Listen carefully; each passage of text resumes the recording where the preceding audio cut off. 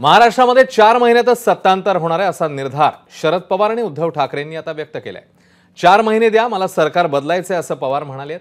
इंदापूरमध्ये दुष्काळग्रस्त शेतीची पाहणी करताना पवारांनी त्यांच्या विधानसभेचा मास्टर प्लॅनचा ट्रेलर रिलीज केलाय। पुढचं सरकार हे आमचंच असेल। ऑक्टोबरमध्ये निवडणूक लागली की हे पीक तरारून वर आलं पाहिजे असं ठाकरे त्यांच्या नेत्यांना म्हणाले। तर राज्याचं नेतृत्व उद्धव साहेबांकडे जाणार आहे असा निर्धार संजय राऊतांनी व्यक्त केलाय। ठाकरे गटाच्या मुंबईतल्या नेत्यांच्या मेळाव्यात ते बोलत होते।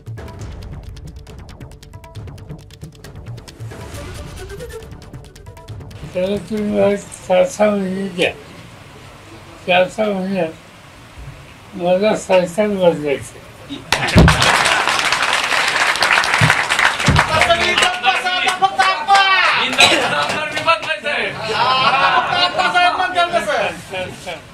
ते सरकार बदलल्याशिवाय आपल्याला पाहिजे त्याची गरज घेता येत नाही। भारतीय जनता पक्षाचं राज्य देशात आणि महाराष्ट्रामध्ये आल्यापासून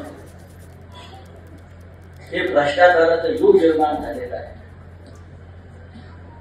आणि शिवसेनेच्या आपल्या प्रत्येक शिलेदाराची जबाबदारी आहे की पाप आपल्याला संपवायचं आहे। सारा देश आपल्याकडे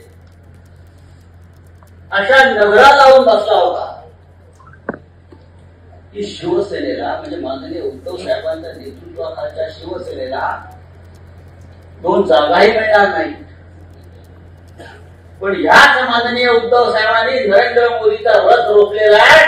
काँग्रेस मुक्त भारत करायला गेले, उद्धव ठाकरे साहेबांनी बहुमत मुक्त भाजप आणले।